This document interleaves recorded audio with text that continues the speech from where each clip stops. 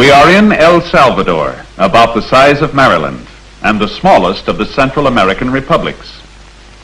It is known as the Garden Republic, certainly one of the most beautiful countries in all Latin America. Lake Ilapongo, 10 miles by 5, is the national playground, and sooner or later, so they say down here, every one of El Salvador's 2 million people come here to admire and to enjoy themselves.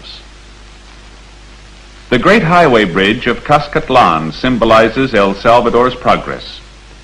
She has completed her share of the important Inter-American Highway.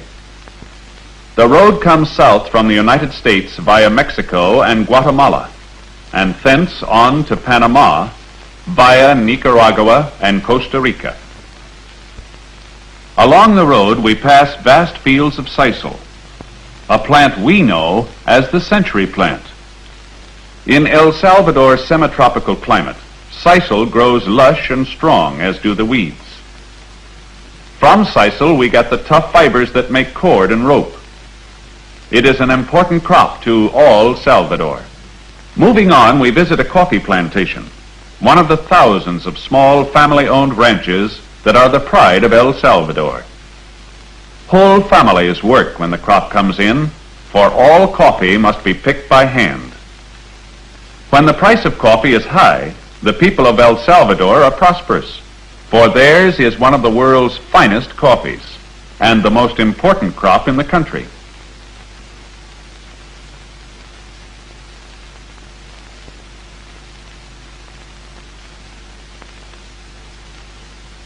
Each sack of coffee weighs about 100 pounds.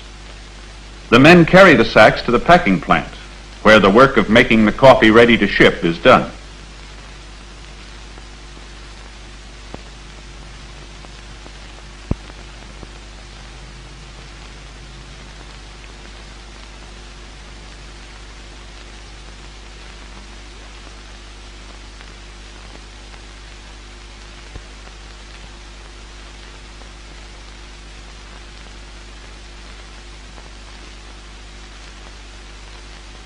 Sometimes these little plants are owned by one man, sometimes by groups of small growers working together. The washing of the coffee is important and always must be done in running water. The work is not easy.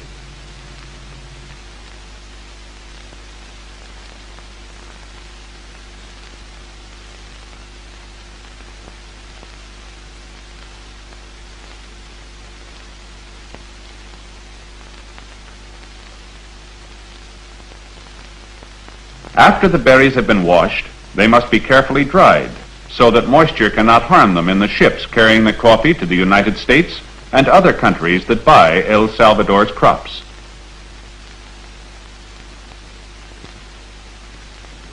The coffee must be turned over during the day so that the sun can dry the berries evenly. Before the coffee can be used, it must be roasted. This is done after the coffee reaches its destination. The reason? Every country prefers its own method of roasting, which affects the flavor of the coffee.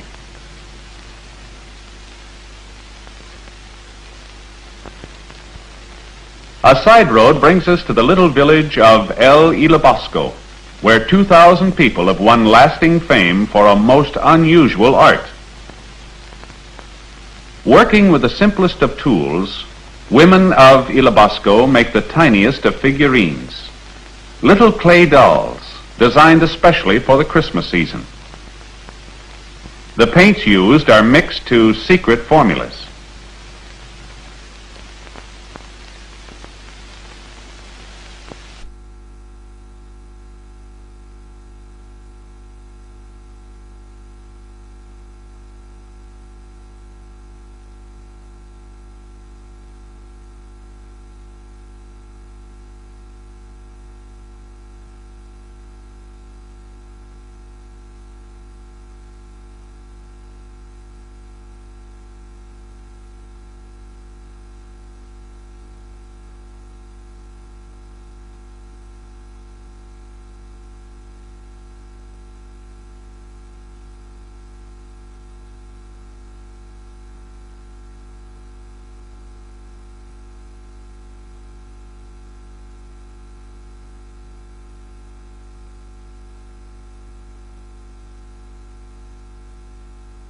Very, very small the figures are.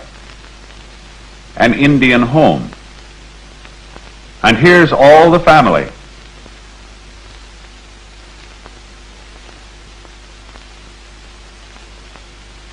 Aha! Superman, who is just as popular in El Salvador as he is at home. Cowboys. Market Day, the tortilla man. The fruit sellers. A market day group.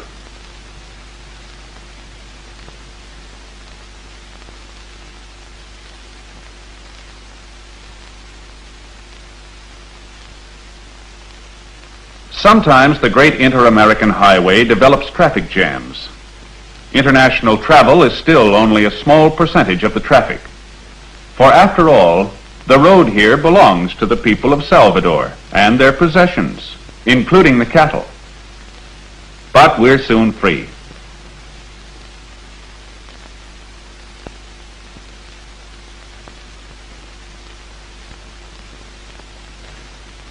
We stop at Tecla to visit the College of Santa Cecilia and to see the work that has won acclaim for its teachers and students.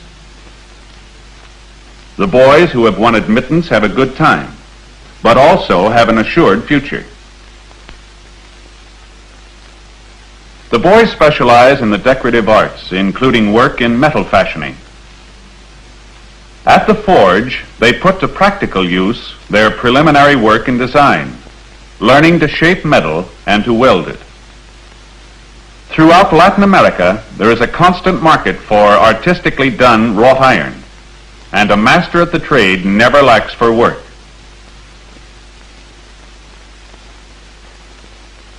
Other students go in for wood carving. They practice the use of hand saws in the old tradition of the carver. They learn that a mistake with a chisel can't be fixed, and that attention and carefulness afford the only certain results. The designs they cut are their own work, even to the most intricate patterns.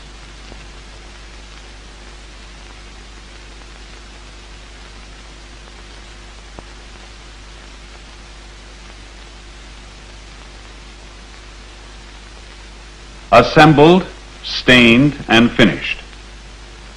Cabinet work of this high standard has brought fame and prosperity to many graduates of Santa Cecilia's. Not every boy can qualify for this work, for the master craftsman must know all the branches of the trade, including the finest inlays. It's only a short run to San Salvador Volcano, and to San Salvador itself, the capital city. Here live 165,000 people in a valley half a mile high, where earthquakes are taken as a matter of course. The National Palace was built to withstand the most severe shocks. A ride through the city reveals how modern San Salvador has become. The city is more than 400 years old, far older than any city in the United States. Yet its streets teem with buses and cars and traffic policemen, exactly as in any city in our own land.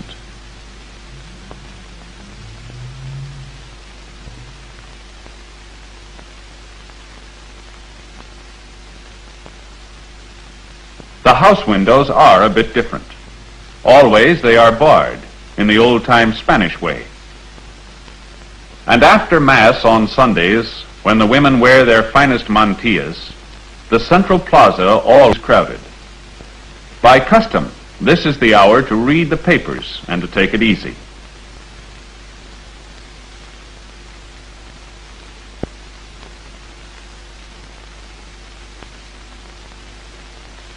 Good luck to our good neighbors, the people of El Salvador.